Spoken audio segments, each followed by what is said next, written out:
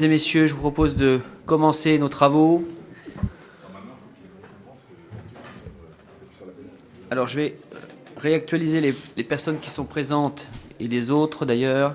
Bon, Monsieur Bernard Gendreau est toujours absent et donc m'a donné pouvoir. Et Madame Domitille Guinoiseau a donné pouvoir à Monsieur Calal.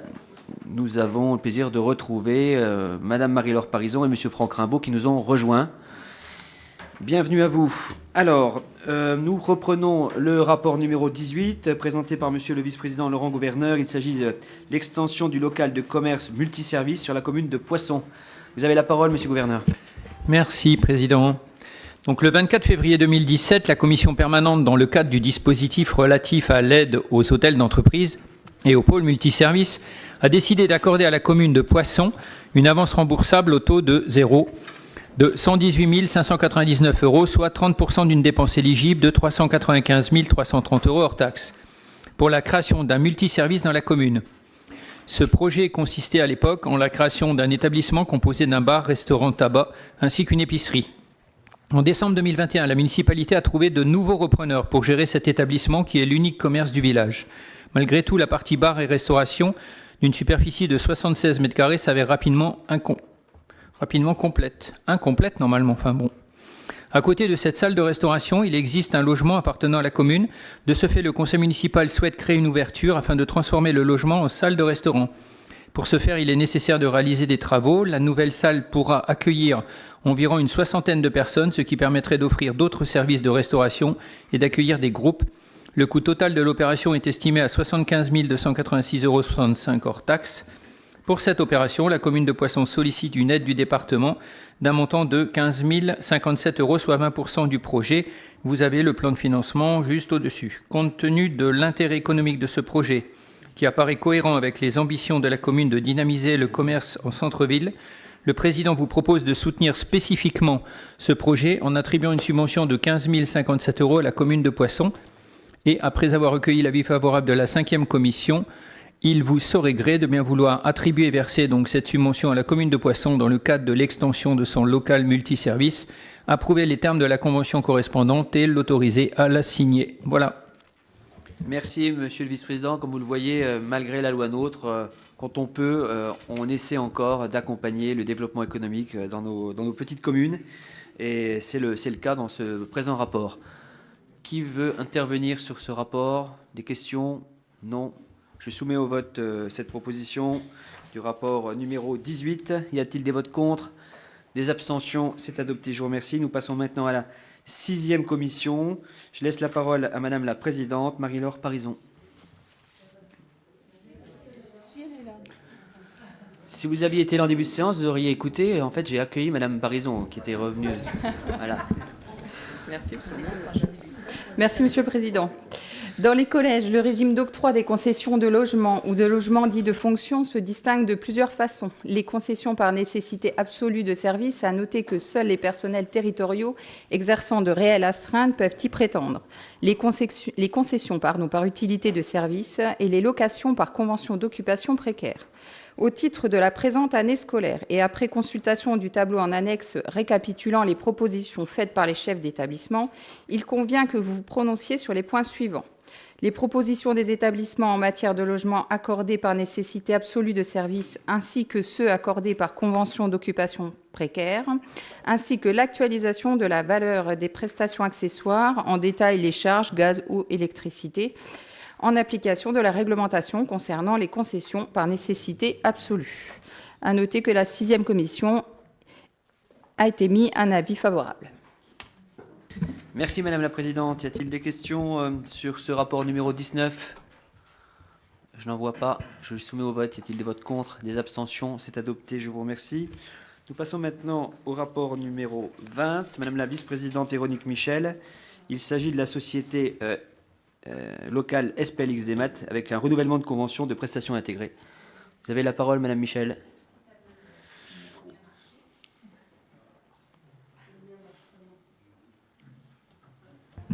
Ben vous allez hausser la voix, puis vous allez le faire. Voilà. Très bien, Madame Michel, on vous écoute.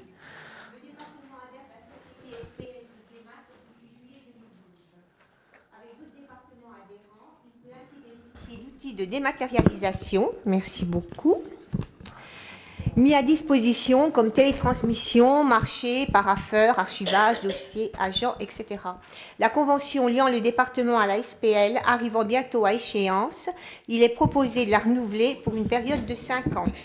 Les tarifs de base n'ont pas changé depuis sa création et la SPL crée de nouveaux outils chaque année.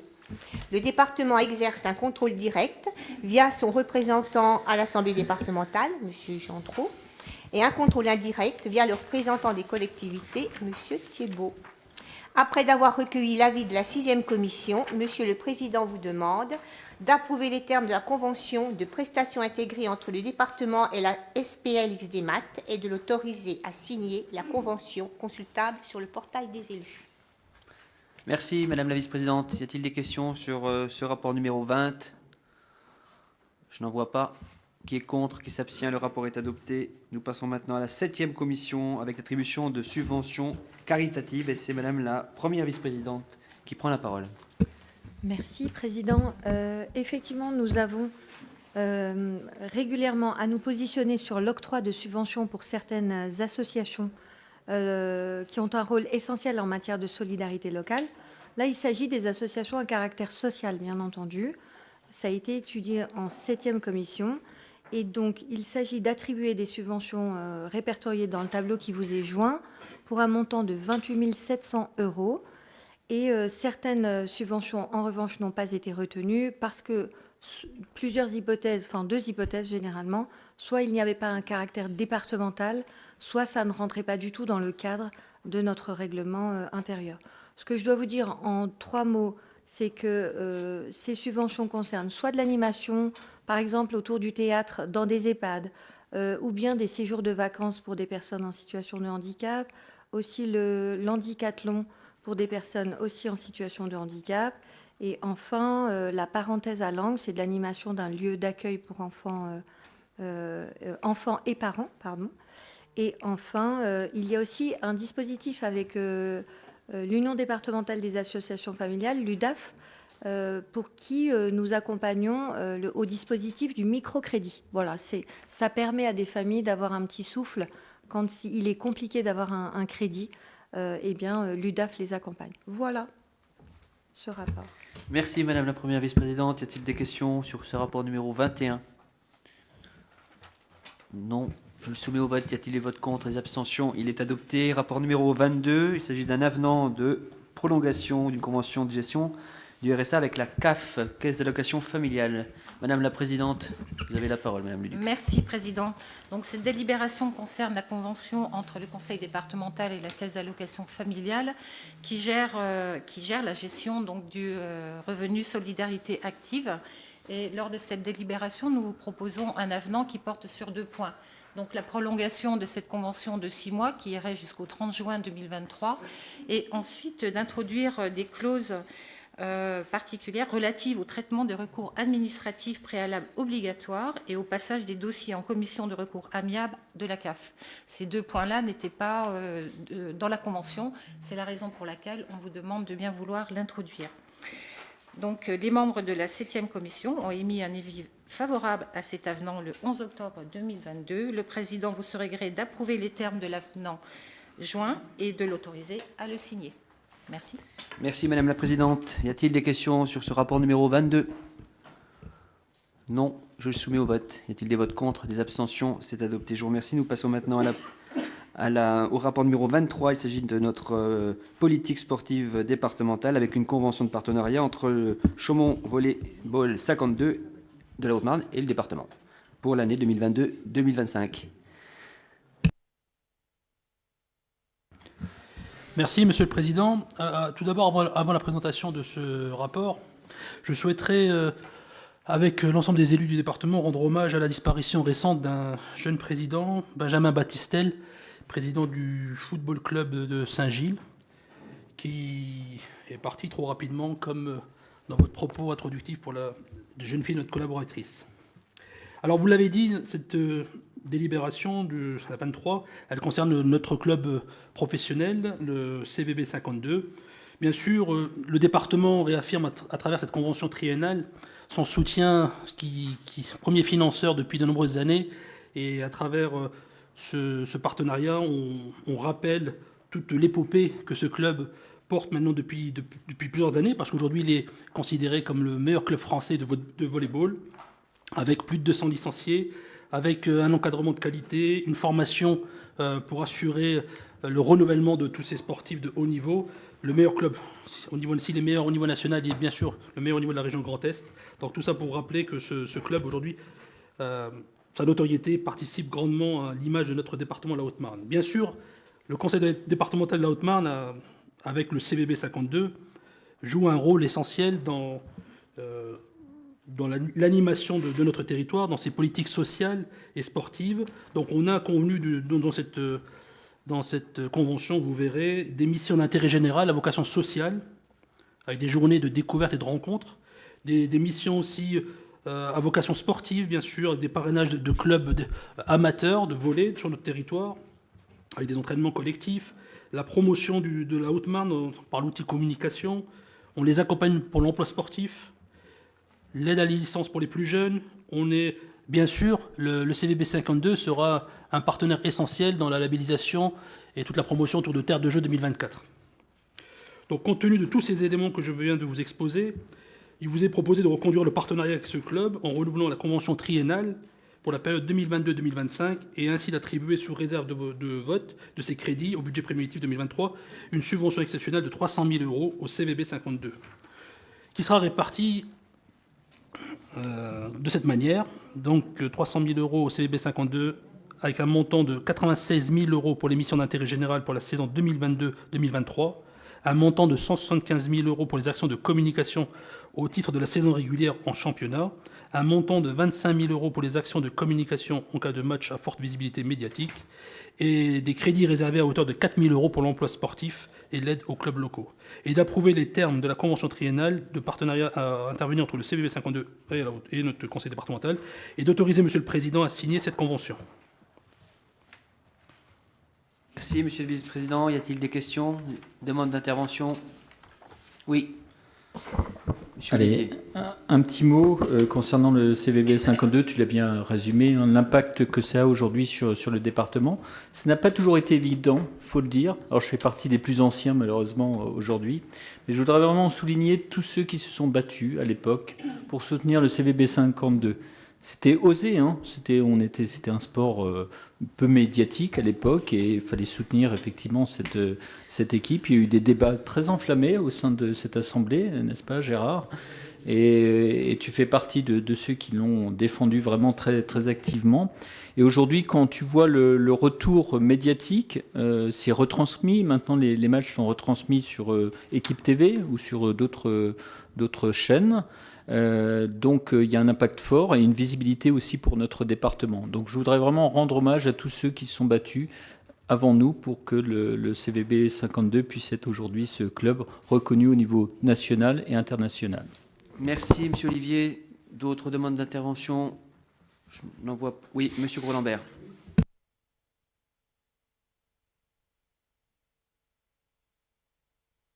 Bien, c'est noté. Oui, d'autres demandes d'intervention? Je n'en vois pas, je le soumets au vote. Y a-t-il des votes contre? Des abstentions? C'est adopté, je vous remercie. Nous passons maintenant au rapport numéro 24, un rapport assez classique d'aide aux associations sportives. Et c'est à nouveau Monsieur le Vice-président Kalal qui prend la parole. Comme vous l'avez rappelé, Monsieur le Président, un rapport classique, mais tellement essentiel pour le sport amateur. Donc là, c'est une convention pareille, triennale, signée avec le Judo Club Marnaval Saint-Dizier Haute-Marne, un club qui évolue au plus haut niveau national, avec des sportifs de très haut niveau, avec une école aussi de judo pour préparer la relève, justement, et qui fait de ce club un atout majeur pour notre territoire. Alors, là aussi, donc, il vous est proposé de renouveler cette convention avec une subvention globale de 76 470 €, sous réserve du vote des crédits du budget primitif de 2023, avec une partie fonctionnement, donc 22 100 € pour ses activités, 10 000 € pour son école technique de judo, où je vous rappelle qu'ils font du judo et de l'aide aux devoirs. Donc c'est important qu'ils le rappellent dans leur prise en charge, que les deux sont nécessaires et indissociables, l'école et la pratique sportive. 40 000 € pour les actions de communication du club et pour permettre aussi de mener à bien les actions au niveau national et international pour l'ensemble de ce pool de sportifs de haut niveau. L'aide des clubs locaux, 2 870 €, Ça, c'est une participation forfaitaire pour l'année 2023. Et le montant de cette aide pourra bien sûr être ajusté au vu des justificatifs transmis au département. Et puis alors après, il y a le rendez-vous international chaque année du tournoi international de la ville de Saint-Dizier, 1 000 € et 500 € pour le tournoi interdépartemental Benjamin. Alors ensuite, bien sûr, cette convention triennale, pourquoi elle a été signée, je tiens aussi à le rappeler, parce qu'il y a la famille Clerget parce que le territoire de la Haute-Marne est un territoire de judoka. La famille Clerget, avec M. Masson, aussi président du comité départemental, irrigue, vous le verrez, au plus près de vos territoires, l'ensemble des clubs de judo. De près ou de loin, il y a toujours soit M. Clerget ou M. Masson qui participent à cette organisation qui porte ses fruits aujourd'hui en Haute-Marne. Ensuite, un autre dossier, alors là aussi, la promotion de nos politiques sportives et sociales portées par la Haute-Marne, qui viennent dynamiser nos clubs, c'est l'aide aux clubs locaux. C'est la fameuse aide des 10 € à la licence sportive. Donc là, vous voyez, on a une série de demandes à vous proposer pour 10 clubs sportifs, pour un total de 5 430 € pour la saison 2021-2022. Un autre dispositif aussi qui vient compléter toute cette action portée par le département en destination de nos clubs sportifs, c'est l'aide à l'emploi sportif. Là, il vous est proposé une aide de 3 000 € pour le pôle sport et loisirs de Biel. Et bien sûr, alors, un dernier point à vous présenter, c'est l'encouragement à la natation. Là, je peux vous assurer, parce que chaque année, on a la présentation des résultats. C'est un dispositif qui est spécifique à notre territoire, de partenariat avec le DAZEN et les services sport du département. Bien sûr, 6 277 enfants qui sont accompagnés dans l'apprentissage du cycle de natation, du cycle primaire. On pourrait aussi très bien nous dire, c'est pas notre public, les écoles primaires, nous, c'est les collèges, mais dès le plus jeune âge, dans le cadre des préventions des risques de noyade, avec notre territoire touristique, avec ses lacs, avec ses piscines, on participe dès le plus jeune âge à ce que nos enfants apprennent, même ceux qui n'en ont pas bien sûr, à nager. Donc 6 277 enfants qui ont appris à nager grâce à ce dispositif qui porte ses fruits. Sincèrement, nous sommes cités dans d'autres départements comme exemplaires. Donc après avoir recueilli l'avis favorable de la 8e commission qui s'est réunie le 14 octobre dernier, il vous serait gré de bien vouloir attribuer les subventions précitées au Judo Club Marne-Naval Saint-Dizier Haute-Marne. Donc je vous les rappelle, 5 430 pour les clubs locaux, 3 000 € pour l'emploi sportif pour le pôle Biel. Cette convention, alors après ensuite l'encouragement à la natation pour un total de 43 380 €. D'approuver les termes de l'avenant 2 avec le Judo Club Marne-Naval Saint-Dizier Haute-Marne, d'approuver les termes de la convention de partenariat à intervenir avec la direction des services départementaux de l'éducation nationale de la Haute-Marne et d'autoriser Monsieur le Président à signer ces conventions et ces avenants et tous les actes pour leur mise en œuvre. Merci, Monsieur le Vice-président. Y a-t-il des questions sur ce rapport numéro 24 ? Je n'en vois pas. Oui. C'est noté. Merci. Donc je le soumets au vote. Y a-t-il des votes contre, des abstentions? Le rapport numéro 24 est adopté. Nous passons au rapport numéro 25. Et c'est Madame la Présidente Colombo qui nous présente ce rapport numéro 25. Il s'agit des aides au monde culturel et à la vie associative.